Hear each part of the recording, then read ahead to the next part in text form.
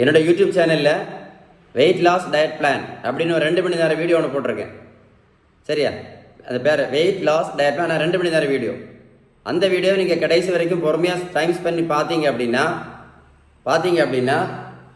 வெயிட்டை வந்து எப்படி ஈஸியாக குறைக்கலாம், இந்த சுகர் மாத்திரை எப்படி நிரந்தரமாக தூக்கி தூர போடலாம், இந்த பிபி மாத்திரை எப்படி தூக்கி தூர போடலாம், கொலஸ்ட்ரால் மாத்திரை எப்படி நிரந்தரமாக நிறுத்தலாம், இன்சுலினை எப்படி நிரந்தரமாக நிறுத்தலாம், இதை பற்றி தெளிவான விளக்கம் அந்த வீடியோவில் சொல்லியிருக்கேன். டைம் இருந்தால் கடைசி வரைக்கும் பொறுமையாக பாருங்கள்.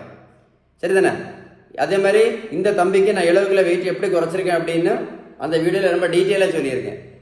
140 70 கிலோ எப்படி வெயிட்டை குறைச்சிருக்கேன், பேலன்ஸ்டு டயட், உணவு முறை மூலம் என்னென்ன உணவு சாப்பிட்டு எப்படி வெயிட்டை குறைச்சிருக்கேன்னு டீட்டெயில் அந்த வீடியோவில் சொல்லியிருக்கேன். பொறுமையாக டைம் ஸ்பெண்ட் பண்ணி பாருங்கள். ஓகேவா? சரியா? பாருங்கள். ஓகே. அப்புறம் அதே மாதிரி என்னோடய வெயிட் லாஸ் கிளினிக்கில் இன்னொன்று விஷயம் சொல்லி தரேன். ஒரு சின்ன கேள்வி தான்.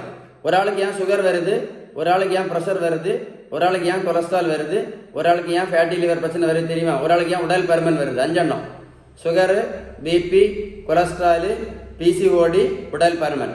இந்த 5க்கு முக்கியமான காரணம் ஒரு காரணம் தான். இந்த 5க்கும் ஒரே ஒரு காரணம் தான் இருக்குது. சுகரு, பிபி, கொலஸ்ட்ராலு, பிசிஓடி, அப்புறம் உடல் பருமன். இந்த 5க்கு ஒரு காரணம் தான். தெரியுமா என்ன காரணம் அப்படின்னு? இதுதான் அதோட காரணம், இன்சுலின் ரெசிஸ்டன்ஸ். இதை வந்து உங்களுக்கு யாருக்குமே சொல்லி தரவே இல்லை. இது சொல்லவே மாட்டாங்க யாரும் உங்களுக்கு.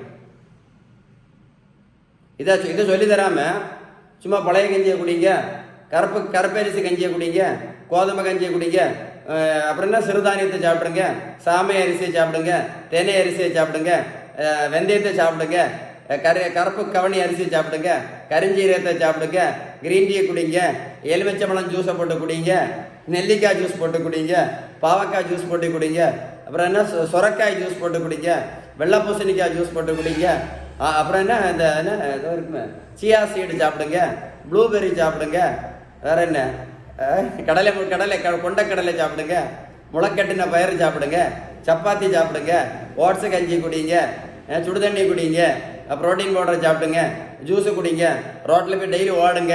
எப்படி? ரோட்டில் போய் டெய்லி ஓடுங்க.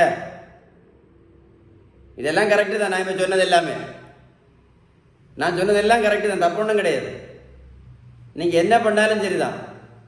இந்த ஆபத்தான இன்சுலின் ரெசிஸ்டன்ஸ் சரி பண்ணணும்னா நீங்கள் 3 நேரம் வீட்டில் சாப்பிட்டா கூட சரி. நல்லா கேட்டுடுங்க. நீங்கள் 3 நேரம் வீட்டில் சாப்பிட்டாலும் சரி, நீங்கள் வெந்தயத்தை சாப்பிட்டாலும் சரி, நம்ம வீட்டில் சாப்பிட்ற உணவுள்ள விகிதம், இதுதான் முக்கியமான ட்ரிக்கு. விகிதம்னு என்ன? நல்ல கொழுப்பு சத்து, விட்டமின் சத்து, இனிப்பு சத்து, தாது பொருட்கள் சத்து, புரதம் சத்து, பேலன்ஸ்டு டயட். நம்ம சாப்பிட்ற உணவுள்ள விகிதம் கரெக்டாக இல்லை அப்படின்னா இந்த இன்சுலின் சரியாகாது. இது சரியாகலை அப்படின்னா நீங்கள் 10 வருஷம் இல்லை 50 வருஷம் நீங்கள் மாத்திரை சாப்பிட்டாலும் எந்த மாத்திரையும் நீங்கள் நிறுத்த முடியாது, எந்த இன்சுலின் நிறுத்த முடியாது. இது சரியாகலை அப்படின்னா நீங்கள் மாத்திரை இன்சுலின் ஒழுங்காக போட்டாலும், இது சரியாகலை அப்படின்னா நீங்கள் மாத்திரை இன்சுலின் ஒழுங்காக போட்டாலும் சரி, உங்கள் பிளட் ரிப்போர்ட்டு நார்மலாக இருந்தாலும் சரி, பக்கவாதம், கண்குருடு, இருதய மாரடைப்பு, கிட்னி டயாலிசிஸ், காலில் ஆறாத புண், கால் விரல் வெட்டி அகற்றம், இதை மாதிரி காம்ப்ளிகேஷன்ஸ் வராமல் இந்த உலகத்தில் யாருமே தப்புனது கிடையாது. தெளிவாக கேட்டுடுங்க. சொன்னால் கரெக்டாக இல்லையா? இந்த இன்சுலின் ரெசிஸ்டன்ஸ் தான் முக்கியம்.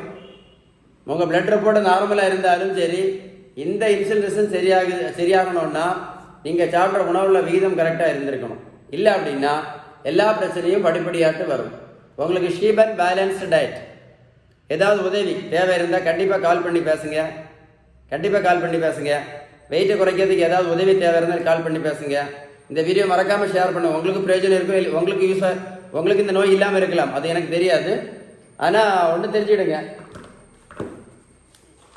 ஒல்லியாக இருந்தால் கூட இந்த இன்சுலின் ரெசிஸ்டன்ஸ்னால நிறைய பேர் சுகருக்கு மாத்திரையும் பிபிக்கு மாத்திரையும் கெட்ட கொலஸ்ட்ரால் மாத்திரையும் சாப்பிட்டுட்டு இருக்காங்க. அதனால உங்களுக்கு பிரயோஜனமாக இருக்கான்னு எனக்கு தெரியல. வீடியோ பாருங்கள். உங்களுக்கு மனசாட்சிக்கு ரொம்ப யூஸ்ஃபுல்லாக இருந்துச்சுன்னா, யாருக்காவது உதவி பண்ணணும் அப்படின்னு உங்களுக்கு மனசு சொல்லிச்சுன்னா, இந்த வீடியோவை நீங்கள் ஷேர் பண்ணாமல் இருக்கவே கூடாது. மனசாட்சிக்கு உங்களுக்கு யாருக்காவது உதவி பண்ணணும்னு தோணுச்சுன்னா இந்த வீடியோ நீங்கள் ஷேர் பண்ணாமல் இருக்கவே கூடாது. ஷேர் பண்ணிவிட்டு முடிவு பண்ணுங்கள். ஓகேவா? ஷேர் பண்ணுங்கள்.